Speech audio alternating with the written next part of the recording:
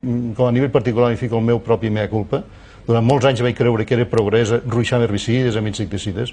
I quan va decidir canviar? Pues quan a nivell ecològic va començar el debat fa uns 8 o 10 anys, vam dir, aquests bojos potser tindran raó, perquè jo ja tenia problemes, no sabia com controlar les plagues ni res, ja cada vegada es feien més resistents a tot. I vaig començar a provar el que diuen els ecologistes, i vaig veure que tenien raó. I jo he pogut provar amb la meva pròpia salut, és a dir, des que fa 10 anys que quasi no ruixo, no estic malalt. I abans estava quasi cada 15 dies al metge, no? Per tant, perquè a mi se m'hi sumava el menjar, la mateixa porqueria que jo feia, amb ruixau, que també ho respirava, no? Clar, dius, quan arribes a aquest convenciment, dius, i ara em voleu tornar a enganyar amb els transgènics, quan tota Europa ens està prohibint? Voleu tornar a enganyar amb això? Dius, per favor, que ja soc gran, tinc 60 anys, ja tinc la sort de dir, bueno, del 50 a 60 he millorat, no he envellit, he millorat la meva salut, perquè he vigilat amb el que menjo. Nosaltres crec que hem de ser intel·ligents i dir, bueno, si pels cotxes se propugna que s'hi fica un biodièsel, un dièsel ecològic, no hem de pensar en ficar dintre del nostre organisme un combustible ecològic i net. És gros de que els pagesos ecològics, els ramaders ecològics sabin criar una bèstia, una planta, sense medicaments, la pugin molt més sana, i a nivell humà encara estiguem amb la química a nivell de medicació, els metges no sàpiguin curar per la via d'una bona dieta, no? D'un equilibri nutricional. Això era el que deia l'OMS fa molts anys quan se va crear. No s'havia de fomentar l'ús de medicaments, sinó una bona nutrició per evitar malalties. Però se'n van encarregar la indústria farmacèutica de carregar-se aquesta filosofia. La mateixa indústria farmacèutica que és la que produeix els transgènics.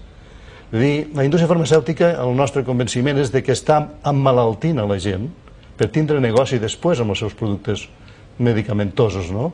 Això és molt fort de dir-ho, però no ho dic jo sol. Diuen molts premis Nobel de medicina, que això és un abús el que està passant, d'aquest poder de les grans farmacèutiques, que són les que tenen les llavors transgèniques, damunt dels poders polítics, que, bueno, fins i tot l'any passat, un premi Nobel de Medicina, Richard Roberts, a unes declaracions a La Vanguardia, dir el medicament que cura no és rentable, perquè ens obliguen a transformar un medicament que curi en un que cronifique per tota la vida.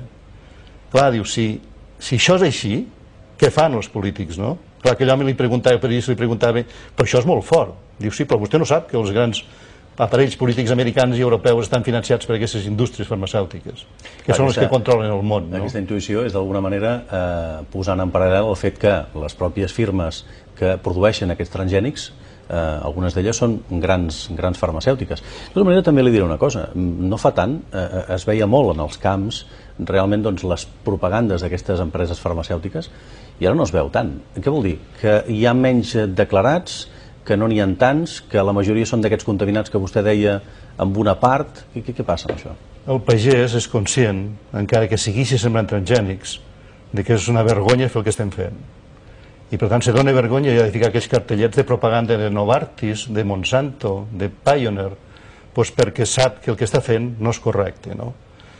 I per això no se'n veu tants, però hi ha molt més transgènic que fa uns anys enrere, no? Se'n donen vergonya ja de deixar ficar les empreses la seva publicitat allí. I moltes empreses que són farmacèutiques, com la Novartis, Syngenta, quan fiquen un cartell de propaganda hi fiquen Syngenta. És la mateixa empresa que la Novartis, que fa medicaments. Monsanto, en canvi, ha perdut tota la vergonya, que és l'empresa que té el 90% dels transgènics del món. Aquesta és farmacèutica i a la vegada és líder en producció de llavors transgèniques, no? Per tant, aquí està la mare de tots els ous, del control mundial a través d'aquesta indústria tan bèstia farmacèutica, que també controla l'alimentació a través de les llavors, les patents de la vida. I abans un pagès podia fer les llavors i sense cost tornar-les a reproduir. Ara això està penat. No pots reproduir una llavor perquè tu reproduiràs una llavor que t'ha produït la farmacèutica i que té patentada, no? I per tant tu has de pagar aquells drets, si no te pots sometre a judicis molt forts com està passant als Estats Units en aquests moments, no? O com passa a la Índia, que 20.000 pagesos cada any se suïciden perquè van deixar de fer les seves pròpies llavors, van creure en la indústria farmacèutica, van comprar les llavors, han perdut les seves, ja no poden pagar-les perquè els preus s'han pujat d'una forma bestial i suïciden amb el mateix insecticida que la mateixa casa els ven, no? Dius, jo no vull arribar a la conclusió aquesta, que d'aquí uns anys a la millor m'hauré de suïcidar perquè no puc ni alimentar els meus nets, ja no puc dir als meus fills, als meus nets, no? No vull arribar a aquest extrem que s'està arribant a l'Índia per haver caigut al perill dels transgènics, no? Això hi ha un nivell només de supervivència de social, no? D'afectació mediambiental, que no hi hagi cap blat de moro a Catalunya que s'ho hagi sobreviscut a la contaminació transgènica, no? Entrem a nivell humà, a nivell de salut pública, doncs, bueno, que s'hagi retirat un blat de moro transgènic perquè per provocar resistència als antibiòtics, que és l'única eina que tenim que cura avui en dia, això és molt greu, no? I que encara s'hagi produït a Catalunya 2 anys després d'haver estat produït. O bé que una doctora russa, Irina Ermakova, digui que rates alimentades amb soja transgènica provoquen, amb aquestes rates gestants, que la seva meitat de les cries morin al cap de pocs dies. O bé que un investigador escocès, el doctor Purstay, digui que era un fanàtic dels transgènics, però quan arriba amb una patata transgènica i veu que les rates alimentades amb aquella patata transgènica veu els seus fetges, els seus ronyons superafectats, i el tio tira enrere, i llavors la pròpia universitat li diu ho continues en van perquè tenim el patrocini de les farmacèutiques.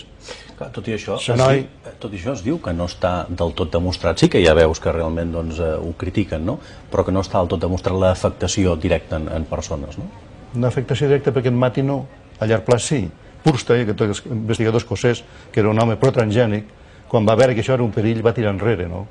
I aquest home se l'ha criminalitzat, se'l va expulsar de la universitat amb 200 estudis que havia publicat, un científic prestigiós, no? O bé el propi Institut Ramassini, una fundació d'investigació del càncer a nivell europeu, que fa 5 anys que està dient s'ha de prohibir l'espartamo transgènic, aquest edulcorant químic que és com una sacarina, no? Perquè a la meitat de la dosi que ens estem prenent avui en dia és cancerigen, i allò no es prohibeix.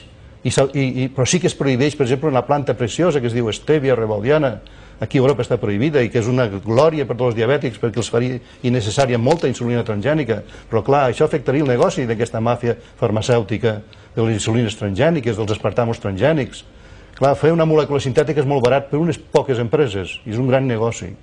I aquest gran negoci ens està portant a la ruïna a molts pagesos i a una menor salut de tota la població mundial, no? Doncs clar, en aquest sistema globalitzat en el qual vivim, si, per exemple, Catalunya és declarada lliure zona de transgènics, fins i tot, si molt m'apura, Espanya sencera, tot l'estat espanyol o la Unió Europea sencera. Esclar, deslocalitzant aquests conreus sempre els tindrem en altres països i finalment poden arribar novament per això que la llei a entrar a la nostra cadena alimentària. Per això la llei proposa prohibir el cultiu a Catalunya i una llei d'etiquetatge que es compleixi, que la gent tingui la llibertat de dir vull menjar transgènic o no vull menjar, ara no, ara... Que s'informi realment... Claro, que s'informi, home, que s'apliqui la llei. Clar, ara hem d'aplicar una normativa europea i el que passa amb les normatives europees és que no s'apliquen mai. Aquí a Espanya i aquí a Catalunya, no? Però si hi ha una llei d'obligat compliment, podries acusar de delicte, de corrupció, de prevaricació als polítics que no fan possible que la llei s'apliqui, no? Clar, aquesta llibertat del consumidor hi ha de ser. Per tant, i si aquí a Catalunya podem aconseguir una Catalunya lliure de transgènics com ho és en moltes regions, 100 regions d'Europa, com a mínim, l'aliment que produirem a Catalunya serà d'una qualitat extraordinària. Podrem alimentar la nostra població i podrem inclús potser comercialitzar fora, si convé, amb una qualitat que no té l'actual transgènic. Alemanya, per exemple, ja ha aprovat una norma, un sello de qualitat, que les carns alimentades amb pienso no transgènic tindran un sello de qualitat. Què farem amb els nostres porcs i vedells aquí a Lleida i Catalunya, alimentats només que amb transgènics? Quin mercat tindrem, el de Xina, el de Rússia, amb menys poder adquisitiu? O volem el mercat d'Alemanya, que al ser unes societats més cultes ja diuen no em vull d'aquesta porqueria, vull saber què menjo. Aquí no sabem el que mengem. Tota la carn que mengem aquí a Catalunya, menys l'ecològica, tot està alimentada amb pienso transgènic. Això pot ser bo o dolent. La societat europea diu que això té seriosos dubtes i per això el president Sarkozy l'any passat va prohibir el cultiu transgènic perquè hi són aquests dubtes d'afectació a la salut. I ja no hi ha cap dubte amb afectació al medi ambient, no? Si un president, Sarkozy, un president de dretes, prohibeix a França els transgènics, què no podem fer amb un govern de progrés a Catalunya? Hem de ser diferents? Hem d'anar sempre al darrere del carro de la Unió Europea? Crec que hem d'anar al davant, hem de ser pioners en aquesta història i reconeixent que hem fotut un error, anar fent un pas endavant i, bueno, Grècia, per exemple. Grècia, el propi Col·legi de Metges va ser el que va iniciar aquesta iniciativa. El propi Col·legi de Metges veia seriosos dubtes que té afectació a la salut. Va ser ells els iniciadors d'una lluita contra els transgènics i ara tota Grècia és lliure de transgènics. Voldríem tindre el privilegi de Catalunya de tindre el dret a referèndum com a Suïssa, no? De que a Suïssa una ILP com la nostra entra al Parlament, el Parlament la vota en contra, però ells tenen el dret de portar-ho a referèndum, a consulta popular. I el mateix resultat del 65% contrari al Parlament el van obtindre favorable a la societat. Aquí encara no ho tenim, per sort, ai, per desgràcia.